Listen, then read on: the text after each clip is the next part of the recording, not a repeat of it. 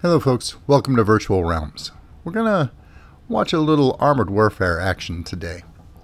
And it's going to feature the T92, which is an interesting little Tier 2 premium tank that you can pick up for a little bit of pocket change. It was another attempt by the Americans to come up with a lightweight airborne tank to replace the Walker Bulldog in service, and this little guy is quite a bit lighter by about 5 tons. It was not chosen. It could not meet one of the requirements. It could not be adapted to be amphibious. Well, thanks to the engine boost capability that Obsidian has thoughtfully given light tanks now, I beg to differ.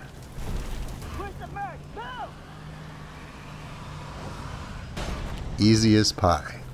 Although there are some other problems, like it's a little heavy in the steering. Now, that little river crossing was kind of cool, but I'll show you something here in just a moment during a lull in the action where that makes that look tame. Well, I'll show you in just a second. This is actually a very clever design. The way the turret's set up, the twin machine gun pindles on the side where they could fire the 30 and the 50 caliber machine guns while the tank was buttoned up. That's really clever. The crew's in the back, which is great for protection. The engine's in the front.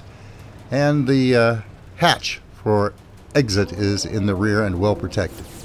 So all in all, it was a pretty decent design. I like the fact that the silhouette is so low also. That has kept me from catching a lot of flack that I probably should rightly have caught in the teeth. In situations like this, where you have to be really, really careful sticking your nose out, it comes in handy.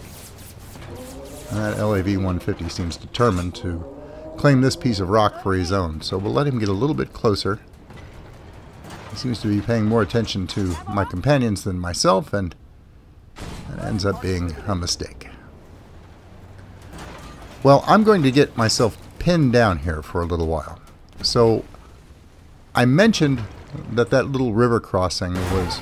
Ow. Okay, my silhouette's low, but it's not that low. That kind of hurt.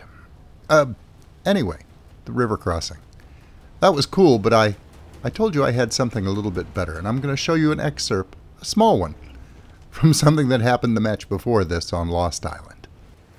So here I am, minding my own business, lazing in the surf, catching a few rays, watching the tuna swim by, and trying to get eyes on the enemy team. And I'm not having a whole lot of luck from this position this time around. The targets that I want to spot, I know, are just around the corner up there to the right. I'm going to have to change position, perhaps that larger island right in front of me. But the crossing looks a little bit challenging at this point. Well, I don't have any choice.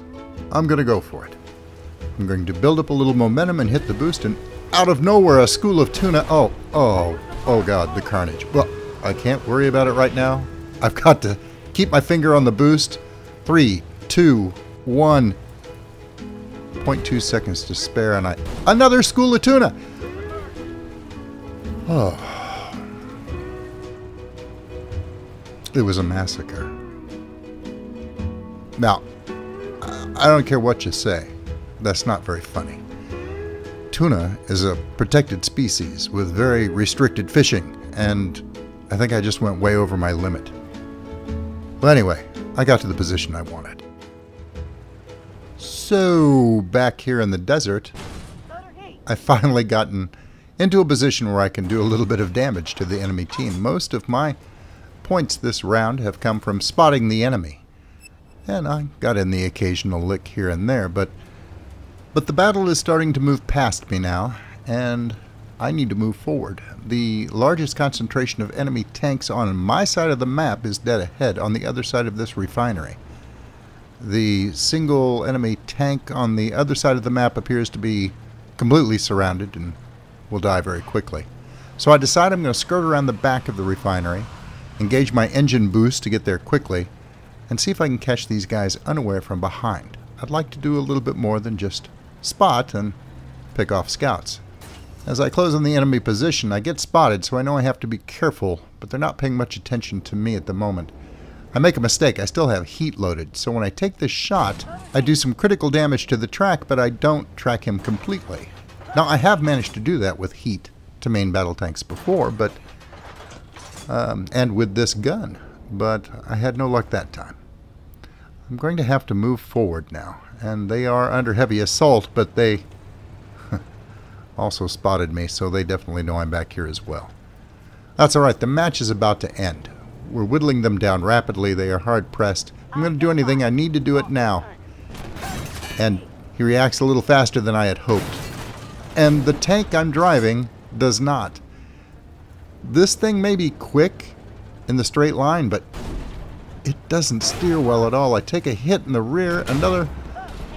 I'm hurting bad. And every time I try and circle away from him, I end up running into something. I can't get it to turn. I'm almost dead, but I'm going to boost now, and I think I'm going to get away. But the Leopard was waiting for me on the other side. Well, he dies a moment later and is shortly followed by the T92 I engaged, and we will win the match. But that was a little frustrating. When you get in a light tank, when I get in a light tank, I feel instinctively that I should be able to do at least a little bit of circle strafing, but this tank just doesn't have it in it.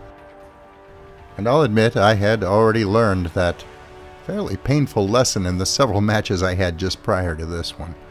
That's why I hung back and concentrated on spotting and a little strategic sniping. On the plus side, as light tanks go, the T92 does make a great submarine. And as far as this match turned out, well, it could have been worse. I spotted 3 vehicles, I had 2 assists, and I netted 1 tank kill and about 14 tuna. So until I see you guys again, or until Fish and Game catches up with me, good hunting. Thanks for watching. I hope you were entertained. If you liked the video, please remember to subscribe. And if you're already a subscriber, thank you. And I'll see you next time.